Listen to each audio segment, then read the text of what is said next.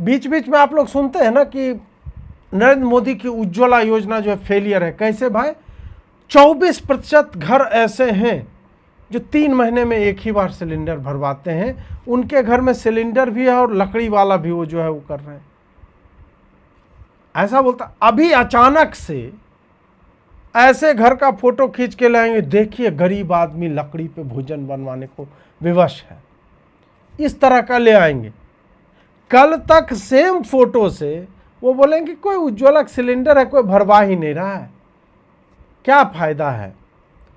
करते नहीं थे स्वच्छता योजना वाला, नरेंद्र मोदी ने शौचालय बनवा दिए तो रवीश कुमार चला के वहां लेके कि नहीं धोने के लिए मोदी जी पानी ले क्यों नहीं आए यहाँ पे।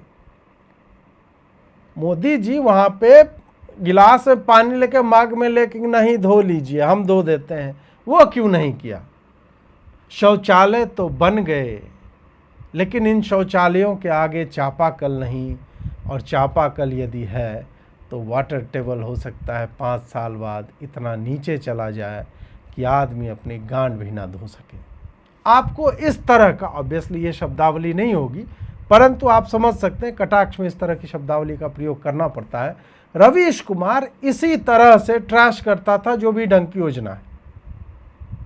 ऐसे ही पूरा चेहरा लेकर के और एक माइक ले लिया अपना और घूमते टल, कौन जात हो, जादव हो तो पंछुआ कैसे करते हो, दूध से करते हो कि पानी से, कि नहीं समझे नहीं।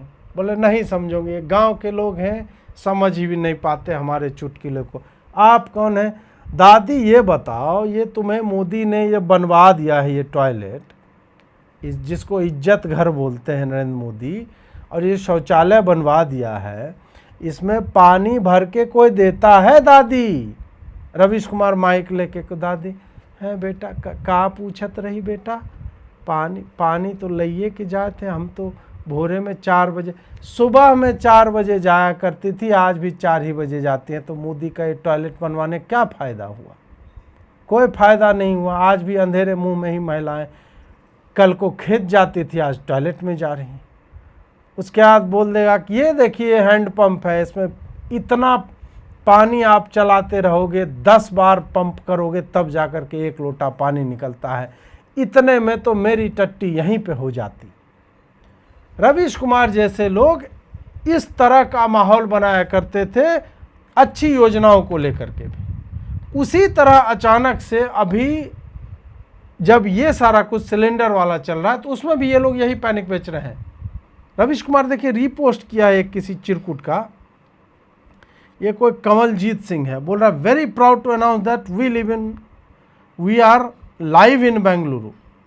अच्छा, इन्होंने जो दुकान खोला था मार्च 6 को, फैमिली डाइनिंग फलाना ढिमका, और फिर वो बेचारा लिख रहा है कि हमें जो है टेम्परली अभी बंद करना पड़ रहा है क्योंकि गैस का शॉर्टेज हो गया बेंगलुरु में, मेरा दिल टूट गया लेकिन मेरी आत्मा अभी जीवित है, हम और भी सशक्त होके वापस आएंगे, गैस सिचुएशन इम्प्रूव होगा। अब कोई बंदा बोल रहा है कि भाई ये तुम्हारा ही रेस्टोरेंट है, ये डिलीवरी जो है स्विगी पे जो चल रहा है वो कम से कम पहले बंद कर लो और उसके बाद तुम ये सब जो है ये पोस्ट किया करो।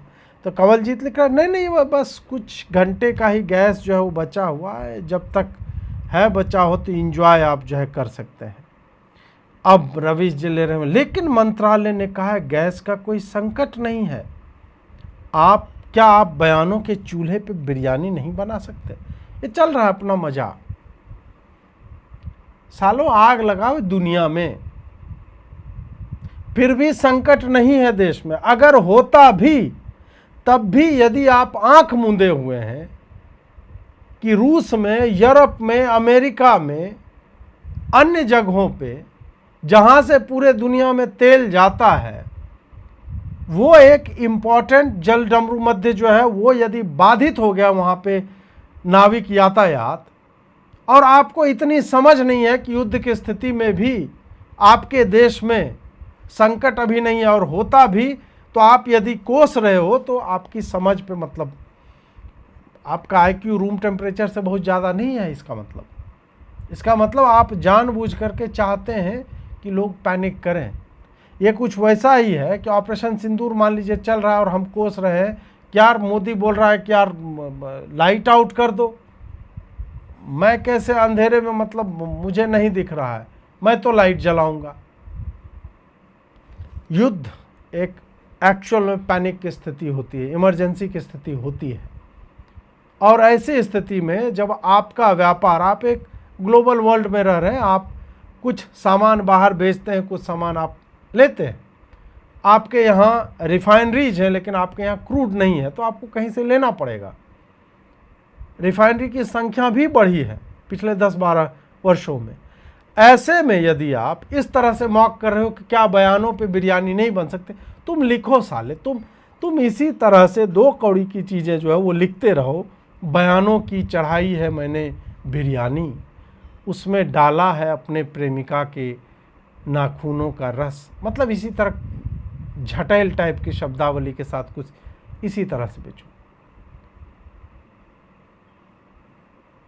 मैं अभी इस विषय पे चर्चा केवल इसलिए कर रहा हूं कि जो मेरे सुनने वाले हैं या अन्य लोग भी हैं जो मुझे सुन करके और बाकी लोगों से बात करते हैं, पैनिक की स्थिति में ना जाए, लोग इसके कारण मरने ना लगें। और ये लोग एक्चुअल में वही चाहता है, 5-6 जगह का फोटो ले आएगा, उसको लेकर के बेच रहा है कि अरे देखो मर गया यार, लोग लाइन में है लगे। चूतिया लोग हैं, चूतियापा ही तो चल रहा है। सिलेंडर घर में है इसलिए जाकर के हम भरवाने के लिए निकल गए, तो ये मूर्खता नहीं है तो और क्या है। सरकार ने इन सब पे प्रेस कॉन्फ्रेंस करके बोल दिया कि है भाई, हो रहा है, अभी भी डिलीवर हो रहा है। अर्बन सेंटर से जहां आप 21 दिन में करते थे, अब 25 दिन कर दिया गया कि 25 दिन के बाद आप सिलेंडर बुक कर सकते हो। गांव में 45 दिन पे एक सिलेंडर आप बुक कर सकते हो। तो क्या समस्या हो गई, कौन सी मतलब इतनी भी क्या इमरजेंसी आ गई कि जिसको इस तरह से बांटा जाए, बयानों की बिरयानी जो है वो पकाएंगे। ये लोग, मुझे लगता है रवीश जैसे लोग ना, दूसरों घर सिलेंडर चुरा ले इनका चले बने तो, कि नहीं नहीं तुम अब रो, तुम्हारे पास सिलेंडर नहीं, मुंह कोसो, फिर मैं वीडियो बनाऊंगा। देखिए गाजियाबाद में रहता एक आदमी जो एनसीआर का हिस्सा है, उसके घर में नहीं पक रही है बिरयानी रमज़ान के महीने में। इस तरह का एक इमोशनल वायलिन बड़ा ऐसे करके म्यूजिक चल रहा है पीछे, और एक जो है हांडी या देगची जो है वो चढ़ी हुई है, और रवीश जी का कैमरा, वैसे रवीश फट्टू हो गए हैं, वो तो आजकल बाहर निकलते नहीं हैं, तो किसी से करवा लेंगे कि देगची का पहले ऊपर से शॉट होगा फिर नीचे से जाएगा। ओहो, बर्नर में तो कुछ जल ही नहीं रहा है,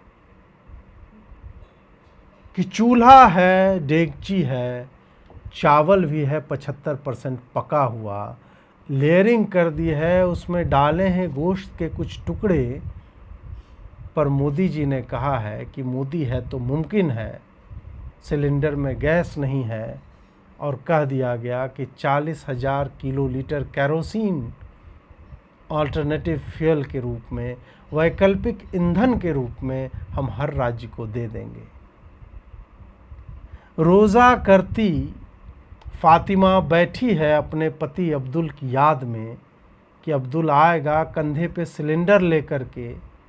अब्दुल सेक्टर 18 की भीड़ में कहीं खो गया है, उसी सिलेंडर पर इस रोज़े में जहां वो अपनी थूक भी नहीं गटक सकता, वो बैठा हुआ है इस चिलचिलाती धूप में कि काश आज उसका सिलेंडर भर जाए तो खजूर खाकर इफ्तारी तोड़ने के बाद अपनी पत्नी फ़ातिमा को एक सिलेंडर का तोहफ़ा दे, और फ़ातिमा से कहे कि यहाँ पर लाइटर की खटाक की आवाज़ से तुम जला लो बर्नर और पका लो बिरयानी। पर हाय रे मोदी सरकार, वो हो न सका।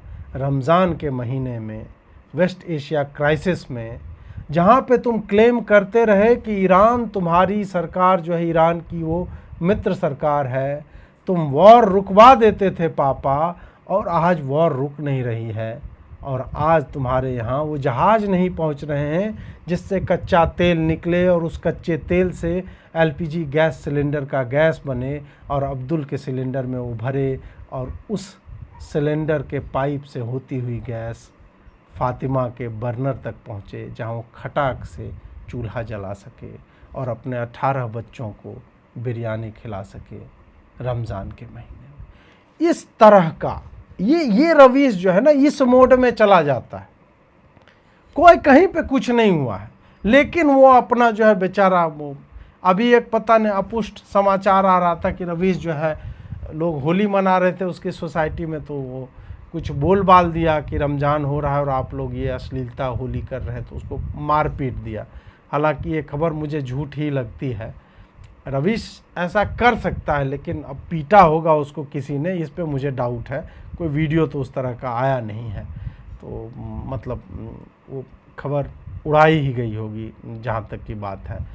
जो भी है, लेकिन इसके लक्षण जो है ना, वो बहुत बढ़िया वो नहीं होते हैं करते। ये रविशवा का देखिए, ये अंधेरे में उज्ज्वला, गरीब लोगों का विशेष सत्र बुलाना चाहिए।